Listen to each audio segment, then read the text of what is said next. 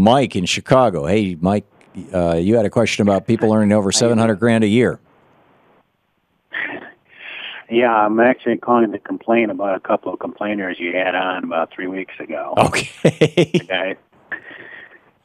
They were talking about how the new tax rate was going to hurt them financially, even though that they're in that. Yeah, there was a guy who called who was making $300,000 a year, and basically what I said was, you're not the problem, and so I understand you. And then some guy called and says, "Well, I make $700,000." I said, "You're not the problem," and they're really not the problem. I think they should pay more taxes, and I don't think 3% is going to kill them. And Bill O'Reilly thinks it's enough that he's going to stop doing radio and TV or doing TV, but in my dreams, right?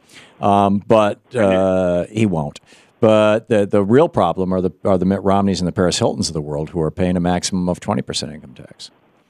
I understand, but I'm just irritated at the fact that the one who was making $700,000 was saying, he's going to be hurting so bad, and he had a modest home, a modest car, modest by whose standards? Yeah, exactly. Wasn't able to get the Maserati, but he was able to get the Mercedes. There you go. I mean, give me $700,000 a year. I'll have my house paid off and my kids' tuition paid off for the next 4 years. Yep.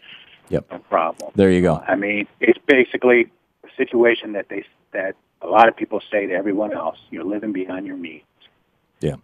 If you got $700,000 and you're going to be hurting with a little tick in your 3% or so on your income tax, I'm sorry. And meanwhile, working people are seeing their payroll taxes go up 2%, and like Bernie said, I mean, it's actually a good thing because it never should have dropped in the first place. It was hurting Social Security, but on the other hand, working people are going to see their taxes. If they make under $110,000 a year, they're going to see their payroll taxes go up 2%.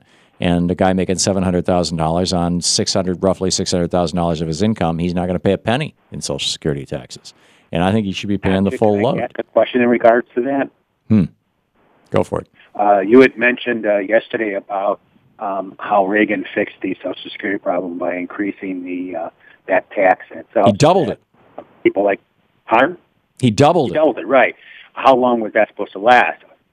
Oh, it's not built into the law or into the code that it undoes itself at any particular point in time. The assumption was that sometime in the 2040s, 2050s, 2060s, when the boomers die out, if there was not another baby boom generation that followed, in other words, another rabbit going through the python kind of problem, that gradually Social Security payments would be lowered, because from every single year, it used to be that every year the Social Security rate would be determined by how much they were paying out, because Social Security always operated on a break-even basis, and that they would simply return to that break-even basis. And what that would mean is that, when there's more young people in the working place and fewer elderly retired and fewer people drawing Social Security disability, that the Social Security income tax, or the Social Security tax, the payroll tax, would go back down again.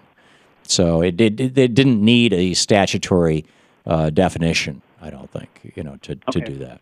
Okay, makes sense. Thanks a lot, Mike. I appreciate the call.